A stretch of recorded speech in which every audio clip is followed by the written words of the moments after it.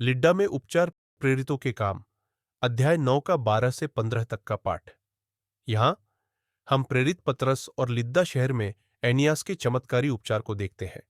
यह कहानी सिर्फ शारीरिक बहाली के बारे में नहीं है, बल्कि परिवर्तनकारी तरीकों से अपने विश्वास को जीने की शक्ति के बारे में भी है।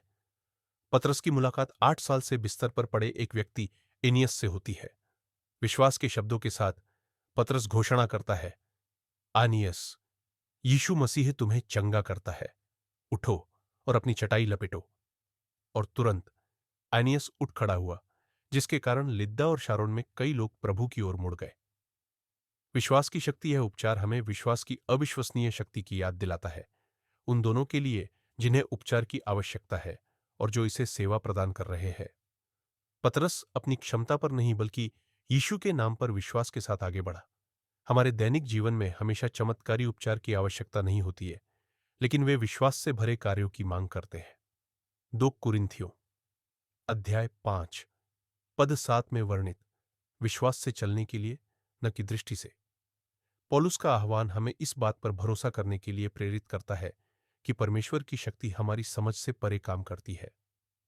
उस समय के बारे में सोचें जब आपने विश्वास की छलांग लगाई हो, जैसे कि नई नौकरी, नया रिश्ता या कोई चुनौतीपूर्ण प्रोजेक्ट। हालांकि परिणाम अनिश्चित रहा हो, लेकिन आपने महसूस किया कि ईश्वर की उपस्थिति आपका मार्गदर्शन कर रही है। इस तरह का विश्वास हमें और दूसरों को सशक्त बनाता है।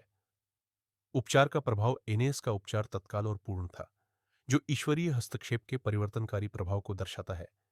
लेकिन चमत्कार उसके व्यक्तिगत राहत से कहीं आगे चला गया। यह कई अन्य लोगों के लिए एक गवाही बन गया, जो उन्हें मसीह की ओर ले गया। जब हम शारीरिक, भावनात्मक या आध्यात्मिक रूप से ईश्वर की चिकित्सा का अनुभव करते हैं, तो यह अक्सर हमारे आसपास के लोगों के लिए एक प्रकाश स्तंभ बन जाता है। अपने साथ हुई किसी चंगाई या व्यक्तिगत सफलता की गवाही दूसरों के साथ साझा करने पर विचार करें।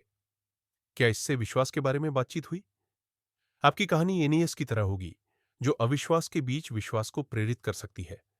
साक्षी के रूप में जीना, एनियस के खड़े होने का नतीजा सिर्फ उसका जीवन ही नहीं बदला, इसने पूरे समुदाय को प्रभावित किया। हमारे रोजमर्रा के जीवन में हमारे कार्यों और शब्दों के जरिए परमेश्वर के प्रेम को देखने के अवसर भरे पड़े हैं। हम शायद कभी भी इसके पूरे प्रभाव को न जान पाए, लेकिन हमारी वफादारी दूसरों को परमेश्वर की खोज करने के लिए प्रेरित कर सकती है। इस सप्ताह अपने आसपास के लोगों की सेवा करने का तरीका खोजें, जैसे कि स्वयं सेवा करना, उनकी बात सुनना या किसी को माफ करना। सबसे सरल कार्य भी ईश्वर की भलाई को दर्शा सकते हैं। ईश्वर इस तरह आपके लिए अपने विश्वास को साझा करने का द्वार खोलेगा।